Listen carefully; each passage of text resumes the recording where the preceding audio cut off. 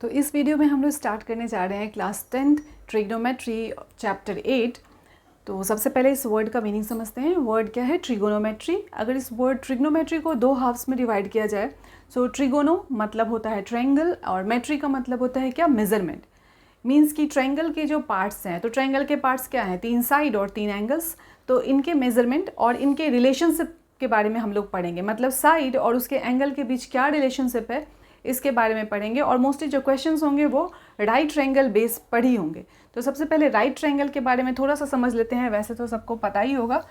तो ये है हमारा एक राइट एंगल ट्रायंगल ABC, और इस ABC ट्रायंगल में मैंने B को 90 डिग्री यहाँ पे लिख रखा है। और A और C क्या है? हमारे एक्यूट एंगल्स है। Acute angle mean less than 90 degree. तो सपोज करते हैं इस एंगल C की बात करते हैं, और इस C को मैंने डिनोट किया थीटा से। ठीक है, ये जो सिंबल मैंने थीटा लिखा है, इसको मैं यहाँ लिख देती हूँ, इसको थीटा थीटा पढ़ते हैं, स्पेल करते हैं। बस एक डिनोशन है। ये एक्स भी हो सकता है, वाई भी हो सकता है, जेड भी हो सकता है। सो इस एंगल थीटा के लिए हमें देखना है कि परपेंडिकुलर क्या है और बेस क्या है। तो सबसे पहले एंगल के सामने जो भी साइड हमें नजर आया, दैट इज कॉल्ड परपेंडिकुलर, और ये वाली क्या हो गई? बेस। और जिसको क्या कहते हैं? हाइपोटेनस। जो सबसे बड़ी साइड है that is known as hypotenuse, और हाइपोटेनस को कभी भी चेंज नहीं किया जाता है। ठीक है, तो ये याद रखना है कि एंगल के सामने जो से भी हमारी साइड पड़ेगी, दैट इज यहाँ पे थीटा के सामने ये वाली साइड हमें नजर आ रही है, दैट इज AB। इसको मैंने डिनोट किया है P से, and it is known as perpendicular. ठीक है, सो ये परपेंडिकुलर हो गया, and BC is known as the base, and hypotenuse never changes, कभी नहीं बदलता हाइपोटेनस, वो हमेशा फिक्स है। तो एक और कंडीशन लेते हैं, एक दूसरा ट्रायंगल लेते हैं। सपोज करो कि मैंने ये ट्रायंगल लिया PQR, और यहाँ पे मैंने Q को 90 डिग्री दे दिया, और P को मैंने यहाँ पे दे दिया थीटा XYZ कुछ भी। तो इस एंगल X के लिए परपेंडिकुलर क्या होगा? तो इस एंगल X के सामने जो सी भी साइड हमें नज़र आएगी, that is QR, this is what? Perpendicular. अब ये परपेंडिकुलर हो गया। मैंने ये बताया हाइपोटेनस तो कभी चेंज ही नहीं होता। ठीक है, ये हो गया हमारा बेस। तो बस इस छोटी सी चीज़ को ध्यान रखना है कि एंगल के अकॉर्डिंग हमारा परपेंडिकुलर चेंज हो जाता है। अगर परपेंडिकुलर पता चल गया तो ऑब्वियस सी बात है, जो दूसरी साइड बची वो हमारा बेस हो गया, और हाइपोटेनस एज इट इज़ रहता है। ठीक है, इसमें हमें कुछ और चीज़ों की जरूरत पड़ेगी। लाइक रेशियो की बात करते हैं। रेशियो, तो रेशियो जब भी हमें फाइंड आउट करना होता है तो हमेशा वो दो सेम चीज़ों के बीच में ही रेशियो फाइंड आउट करते हैं।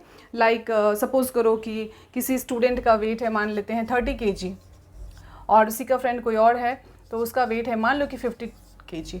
अब इनके वेट के बीच में हमें रेशियो फाइंड आउट करना है। तो रेशियो फाइंड आउट करने के लिए सबसे पहले क्या ध्यान रखना है कि इनका जो यूनिट है that must be always same. So kg is same, we would find like this, ऐसे। तो हमारे पास रिजल्ट क्या आ गया? 3:5। ठीक है, तो मान लो कि ये A और B नाम से मैंने दिया कि A suppose Anil, B that is Binu. So Anil और बीनू की जो वेट रेशियो है वो क्या है? 3:5। अब कभी भी ये रेशियो हमें क्वेश्चन में दिया हो ना, तो कभी ये नहीं समझना है कि A 3 है एंड B 5 है। रेशियो कभी नहीं बताता वो एग्जैक्ट वैल्यू।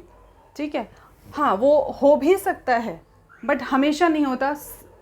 मतलब 1% मान लो कि ये है, बाकी में मान लेते हैं कि वो रेशियो जो है वो सिंपलेस्ट फॉर्म में लेके हमारे पास ये वैल्यू आ रखा है। ठीक है, तो इसमें के अंदर हम लोग ट्रिग्नोमेट्रिक रेशियोज़ पढ़ेंगे। ट्रिग्नोमेट्रिक रेशियोज़ में टोटल 6 रेशियोज़ आएंगी।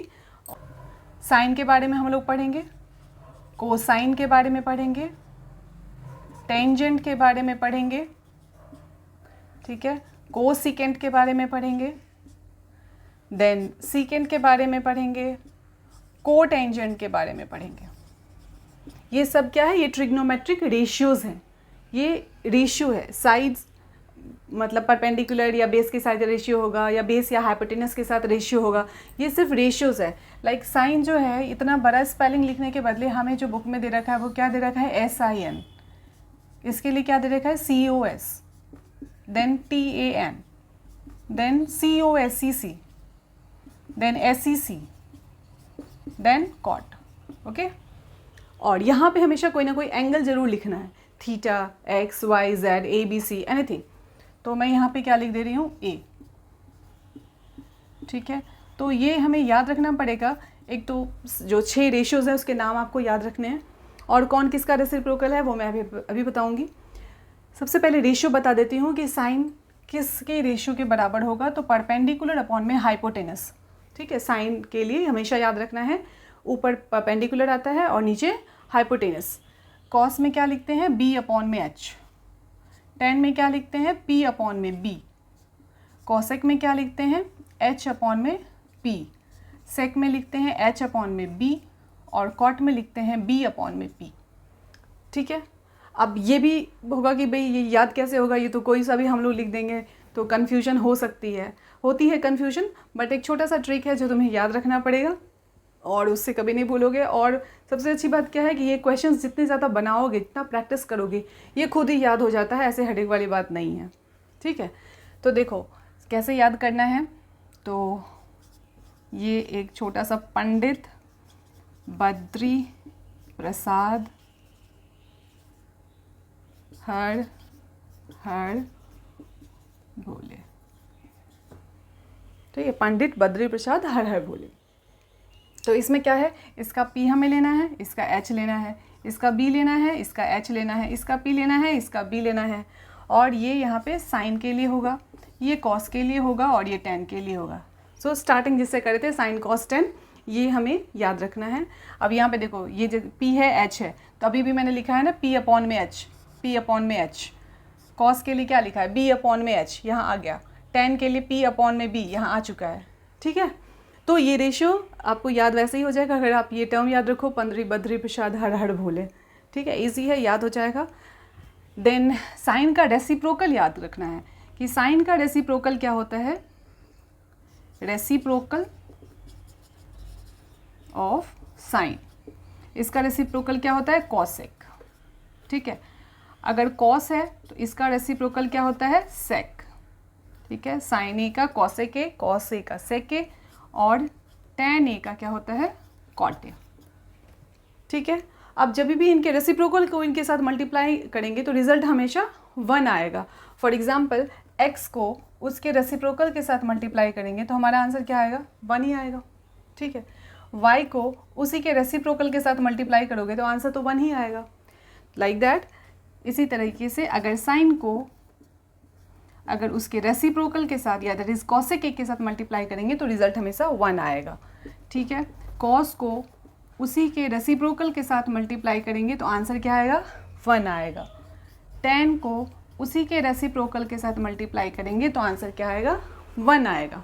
ठीक है, तो ये जो है वो trigonometric ratios sine cos tan cosec sec cot का हमें याद रखना है। और रेसिप्रोकल में हमें और भी क्या याद रखना है कि जैसे साइन का P/H है तो कॉसेक का क्या हो गया, H अपॉन में P। इस दोनों को ध्यान से देखो, इस दोनों को एक दूसरे की रेसिप्रोकल वैल्यूज ही लिखी हुई हैं। कॉस का P/H है तो इसके साथ इसको देखो, ठीक इसका रेसिप्रोकल है। टेन का P/B है तो कॉट का देखो क्या लिखा गया है ना। तो रेसिप्रोकल ही मतलब याद करने की ज़रूरत नहीं है आपको। साइन कॉस टेन का याद है तो ऑटोमेटिक आपको उसके रेसिप्रोकल वैसे ही याद हो जाएंगे। ठीक है, तो जो फर्स्ट एक्सरसाइज है एक्सरसाइज 8.1 वो ट्रिग्नोमेट्रिक रेशियो पर ही बनाया गया है। तो उसको बनाने से पहले 1-2 क्वेश्चन करके हम दिखाते हैं। तो ये एक छोटा सा क्वेश्चन हम लोग सॉल्व करते हैं। From the given figure find sine theta cos theta tan theta. तो ये एक ट्रायंगल दे रखा है ABC जिसमें B 90 डिग्री है और base BC 3 centimetre, perpendicular height AB यहाँ पे 4 सेंटीमीटर और जो हाइपोटेनस है वो 5 सेंटीमीटर। ठीक है, सो यहाँ पे हमें एक ट्रायंगल ABC दे रखा है जिसमें B 90 डिग्री है, B है 3 सेंटीमीटर, AB है 4 सेंटीमीटर और AC है 5 सेंटीमीटर। तो ये जो सबसे बड़ी लेंथ AC है दैट इज़ 5 सेंटीमीटर वो हमारी क्या है, हाइपोटेनस है। हमें निकालना क्या है, साइन थीटा। तो सबसे पहले एंगल को देखो थीटा। अब साइन थीटा में जो इसके सामने जो भी साइड आ रही है वही क्या बन गया, परपेंडिकुलर। ठीक है, ये परपेंडिकुलर बन चुका, ये हमेशा ही हाइपोटेनस होता है तो ये क्या हो गया, बेस हो गया। ठीक है, अब हमें निकालना क्या है, साइन थीटा। तो सबसे पहले तो लिखो कि रेशियोज हमने क्या पढ़ा है, P/H। अब वैल्यू यहाँ पे दे रखा है P/H दैट इज़ 3/4। ठीक है, सॉरी 4H की जगह पे 5 not 4 hypotenuse. Then cos theta, cos theta क्या होता है B/H। सो B हमें क्या दे रखा है 4/5। देन टेन थीटा, तो टेन थीटा क्या होता है P/B।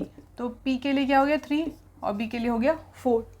अगर इसी क्वेश्चन में दिया जाए कि इसके रेसिप्रोकल्स लिखो like cosec, sec and cot, तो क्या लिखेंगे? कॉसेक अगर लिखना हो तो कॉसेक थीटा, इसका रेसिप्रोकल मतलब क्या? h अपॉन में p, सो 5 अपॉन में 3 हमारा आंसर हो गया। ठीक है, अगर हमें लिखना है सेक थीटा, तो सेक थीटा क्या होगा? h अपॉन में b यानी 5 अपॉन में 4। देन tan का क्या होता है रेसिप्रोकल? कॉट, तो कॉट के लिए क्या लिखेंगे? b अपॉन में p, और ये हो गया क्या? 4 अपॉन में 3 सेंटीमीटर, 4 अपॉन में 3।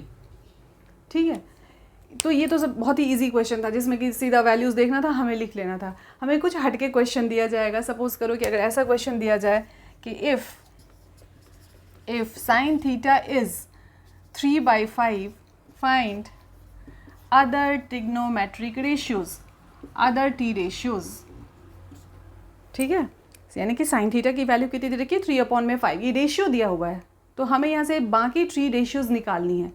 तो सबसे पहले इसको क्या देखेंगे कि साइन थीटा का हमने फॉर्मूला क्या पढ़ रखा है? p अपॉन में h, तो 3/5। अब क्योंकि ये रेशियो है तो आपको रेशियो वाले क्वेश्चन में हमेशा प्रोपोर्शनैलिटी कांस्टेंट अज्यूम करना पड़ता है। सो यहाँ पे हम क्या लिखेंगे कि p की वैल्यू क्या लेट कर लें? 3x, h की वैल्यू क्या लेट कर लें? 5x। ठीक है, अब पाइथागोरस थ्योरम का यहाँ पे हम लोग यूज़ करेंगे। सो पाइथागोरस थ्योरम क्या बताता है? h² equal p² plus b²। तो यहाँ पे क्या हो गया? 5x का square equal 3x² plus b²। यहाँ से सिंप्लीफाई करेंगे, ये हो गया 25x², ये हो गया 9x², 25 माइनस 9x² इक्वल में b²। यहाँ पे क्या आ गया? 16x² इक्वल में b², यानी b की वैल्यू कितनी आएगी? 4x आएगी ना, 16 का स्क्वायर रूट 4 और x² का x। और यहाँ पे एक चीज़ और ध्यान रखना है कि यहाँ पे प्लस माइनस दो वैल्यूज़ निकलेंगी, बट साइड की वैल्यू जो है वो कभी भी नेगेटिव नहीं होता, इसलिए नेगेटिव वैल्यू को यहाँ इग्नोर करना है। ठीक है, अब बेस जैसे निकल गया तो हमें सब कुछ पता चल गया, p ये है, h ये है, b ये है।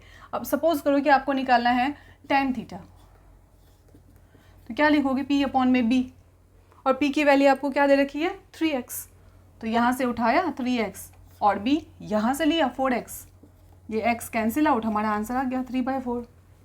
तो सारी टी रेशियोज़ जो साइन गिवन है वहाँ से चलेंगे, और जो हमने फाइंड आउट किया लाइक b यहाँ फाइंड आउट कर लिया तो tan निकल गया, वैसे ही cos भी निकल जाएगा। cos के लिए फॉर्मूला क्या लिखेंगे? यहाँ पे cos के लिए क्या लिखेंगे? b अपॉन में h, तो b आपको दे रखा है, यहाँ फाइंड आउट हो रखा है 4x, और h आपको दे रखा है कितना?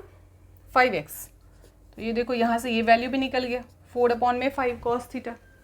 तो सारी वैल्यूज़ निकाल सकते हैं, साइन निकल गया, cos हो गया, tan हो गया, इसका रेसिप्रोकल कर दो, जस्ट इसका रिवर्स कर दो, उल्टा कर दो, तुम्हारा आंसर आ जाता है।